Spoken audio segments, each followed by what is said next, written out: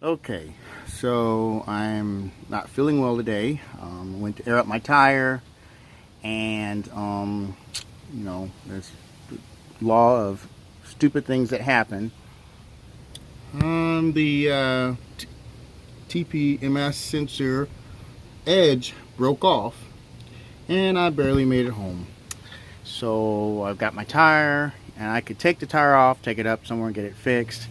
But my lugs are kind of a problem getting off. I mean, I could mess with that and take it, take them off, get a 13/16 Lugnut Wrench, I think, and just take it off and be done with it. But I have done some research and found that there is this tool called the TPMS stem repair kit, and I'm going to give it a shot. I'm going to try. I watched the video, and I'm fairly decent with tinkering with stuff, but I'm no 5-star general on any of this stuff, but looks pretty easy according to their video that they offer. So I'm going to give this a shot, video my step-by-step, but I'm going to see if this really works that great, or at least just allow me to get the tire up and get it fixed correctly. So I'll let you know how this works out. All right, check y'all later. Tip, according to the video that's on YouTube and instructions, you want to make sure you move the broken stem into the 3 o'clock or 9 o'clock position, which means like the 9 o'clock this way, or the 3 o'clock position. So just remember that. That's because if you have it on the bottom, then all the shavings and all that junk could fall into the tire or a sensor and ruin it. Also make sure you have an air can to blow it out. So again, I'm going to give it a shot. Just wanted to point that out, and then we'll see how this works out. Step one, I have with this drill bit here. What I've done is I've drilled down to get rid of the tap down to 1/8 to 1/8. Okay, so that was pretty simple. 1/8 from the nut here. All right, very carefully, and now I'm going to proceed to blow any of the loose shavings out, and we'll move on to the next steps.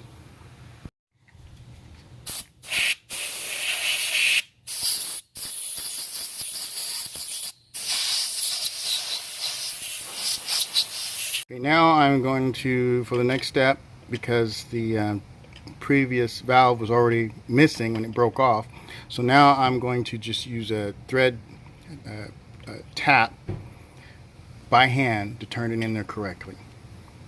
So I am very carefully turning, tapping inside there and backing out a little bit, tapping it. You don't want to make a double taps or anything. Just be very meticulous about it, and then we're going to see what happens next. Okay, so I've tapped it out. You look down in there, see if we focus here. You can see that now we have a tap. All right, and it was that easy. Just don't go too far in there. When it gets too tight to go any further, go ahead and stop. And that's what I've done. And now I am, don't blow the pieces of metal shavings up inside there. Just blow it out. Okay. So my next step is to put this what's called thread locker onto the threads of the stem provided in the kit.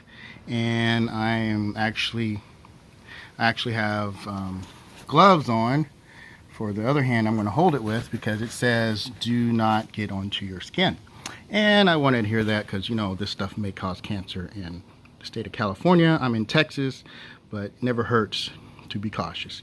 All right, so I'm going to proceed with putting this thread seal on, and then we'll go to the next step. And here we go. I put the sealant on there, and I will proceed to screw that in there with the tools provided.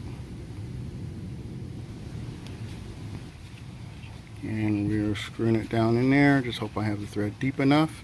If not, I'll just rethread it. It says click 3 times, 2, 3.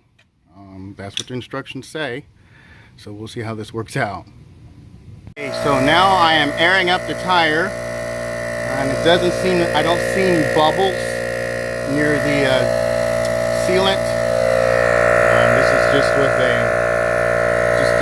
simple tire gauge to air up my tires.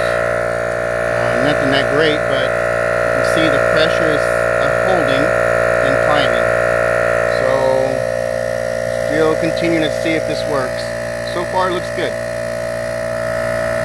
Okay, so what I've done here now, the last final step to test to make sure air is holding it, is I've taken, you can actually do a spray bottle, I've taken some soap and just kind of spread it on there, so just regular soap water, and just see if I see, I mean, you'll have the natural bubbles, but I'm seeing if I see there's anything spurting out. And I tried this earlier 30 minutes ago before I filmed this video. Didn't want any bloopers, you know, like the pin just shooting off into space. But it seems to work. And it's holding the air pretty good. So I guess if you wanted to myth bust this thing, prove it as confirmed and plausible, doable, it works.